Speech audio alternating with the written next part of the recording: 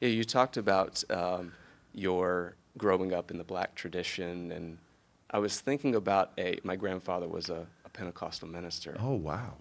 and one of his favorite songs was "Weeping may endure for the night, but joy cometh in the morning." And I Yes. think about that when I think about you and your work, and you always do it with such joy despite everything that's coming our way and everything to be unhappy about and angry about and anxious about. What gives you joy? How do you keep your joy? Well, I still remember in the Ketanji Brown Jackson hearings, this magnificent moment where we were about to break this barrier, the first ever African American woman, and the darkness that was heaped upon her by some of my Republican colleagues, awful kind of almost gross accusations and associations. It was just a really bleak period. And what I said to her was that nobody's going to steal my joy. There's so many things to focus on. And I think that that's really the truth of our history, that we always have a choice to choose. We can't affect in any way what happens to us. That is often beyond our control, but we can always choose how we respond. And I think that hope, like joy, like I always say that hope is the active conviction that despair will never have the last word. I was writing about this recently about watching my dad, who was the first black person ever hired by IBM as a salesman in the DC, Virginia, Maryland area. And when I was a young boy, watching him come from corporate America and sit down on the couch after putting on a vinyl record of Richard Pryor. And if you listen to Richard Pryor's humor, he takes the hurt and the pain and the absurdities of racism and alchemizes it into laughter and joy and healing. And I could literally see my father transform through his laughter, with every punchline seeming to revive his spirit. And that's what we have to do for each other. People ask me, what can I do in this time? Give me some instruction. Well, yeah, I want you to protest. I want you to support Planned Parenthood or organizations that are fighting for immigrant rights. There's a lot of things. I want you to show up to the marches. But I want you also to create community and connection, because that's how we source each other. That's how we support each other. That's how we remind each other of our shared humanity. And in that almost vulnerability of opening up and connecting, that's where we find our strength. Well, you talked about the power of choice, and you talked about your father, and I'm wondering about your choice to stand for 25 hours, to talk for 25 hours, to talk competently for 25 hours while standing. I'm questioning your choices. I mean, although you talked about who held that record before Yes. and who holds that record today. Yes. What do you think your father would say about that? My father was a difficult guy to please. Not because he was rough on me, but my dad was this guy who didn't measure success by the lofty or the big accomplishment. Literally, when I graduated from law school, I had graduated from law school, I had graduated from Oxford, 2 degrees from Stanford, and my father was like, boy, you got more degrees in the month of July, but you ain't hot. Life ain't about the degrees you get, it's about the service you give. Yeah. King said that anybody can be great because anybody can serve. You don't need to be a senator or a congressperson. You don't need to make your verb agree with your noun. You just need a heart full of the spirit and a soul energized by love. And that was my father's measure of success. So I think he wouldn't have been impressed. He died 6 days before I became a senator. I don't think he would be impressed with the title that I held, because as my mom told me right before I got sworn in, the title doesn't make the man. The man's got to make the title. Right. I think what my father would say is that leadership is not a position or a title. It is action and example.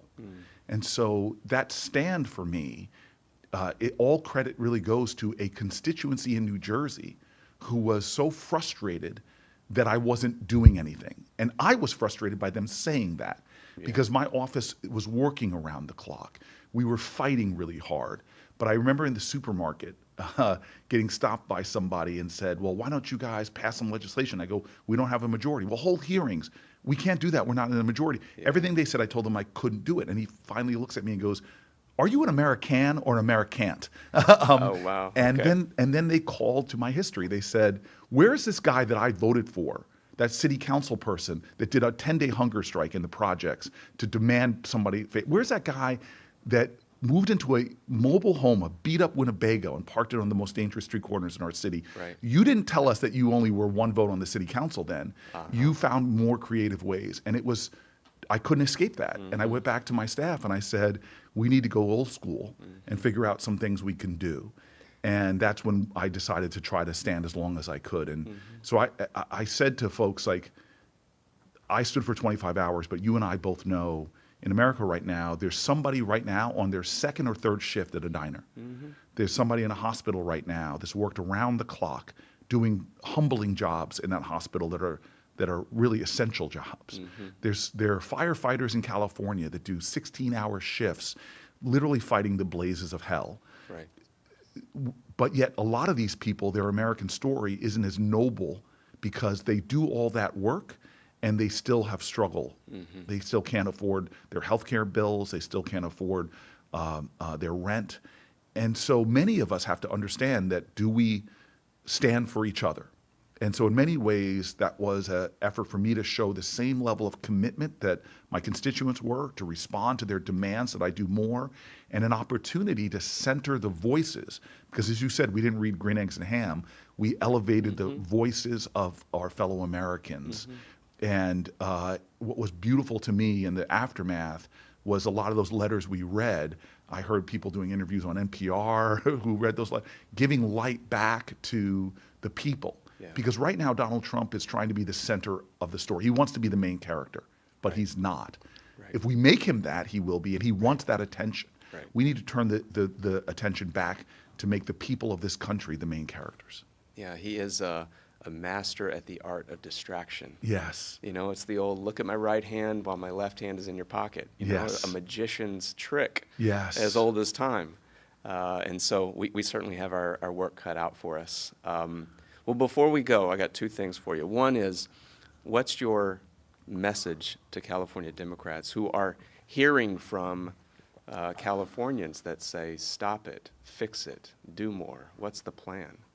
And for the thousands of Democrats that represent 10 million Democrats across California, what's your message to them that are leading that fight? So know your traditions. Like, I had a speech that I was planning on giving today, and then my grandfather showed up in my dreams. And I'm reminded that what my grandparents did here, my grandfather worked for the state government on apprenticeship programs and helping people not get to college, but get real good middle-class jobs through his role as a state government worker. They were helped to found and lead the Urban League in Los Angeles that was so instrumental, that civil rights organization. They were activists, they protested, they organized for the Democratic Party, and yet they saw wretchedness and wrongs, and they didn't win every battle. They lived in Sugar Hill, and that neighborhood, as you know, had the Santa Monica Freeway designed to go right through that black community. And yet, even though they had setbacks, they never stopped pushing forward. Even though they faced defeats, they were never defeated. And so in this time, my message to California is to know your roots and your traditions. This state has been shaped by people who were marginalized, who were demeaned, who were degraded, but yet showed the world that we are going to still find a way here to create expanded opportunity, expanded inclusion. We are going to show that the power of the people is greater than the people in power. This state sings an American song. It sings a song of diversity. It sings a song of strength. It sings a song of the power of immigration. It sings a song of hope. And now more than ever, this great state, this nation needs your light. It needs your sunshine. It needs your spirit. It needs your heart. Californians, do not be discouraged. It's time for you all to help lead to better days. Well, Senator, there's a reason why you're here, and I think it's fortuitous that your grandfather showed up in your dreams and helps inform your message that you delivered to us today. In fact, an old line from my grandfather will be in my comments this morning. Oh, that's great. So certainly a connection there. So I've heard the line, joy is an act of resistance, which I think typifies the joyful warrior that you are in many ways. And I know you have a long string of impressive jokes. And I feel like you should at least share one of your best with our audience to leave them with today? Well, I will leave you with a horrible family joke. The best. Okay. Where a teacher comes into my father's classroom, apocryphal, I am 100% sure, and says, she stands before the class and she goes, "Today I'm going to teach you all about self-esteem." My father's from the South. This is my best I can do, an accent. "I want to teach you all about self-esteem. Anybody in this classroom thinks you're stupid, I want you to stand up right now." And the boys and girls just sat there looking at this teacher like she was crazy. And she stood there impatiently. She, "Come on now, I need to know. Who thinks you're dumb? Who thinks you're stupid?" And nobody moved, but my dad said he pushed his chair back and stood up proudly.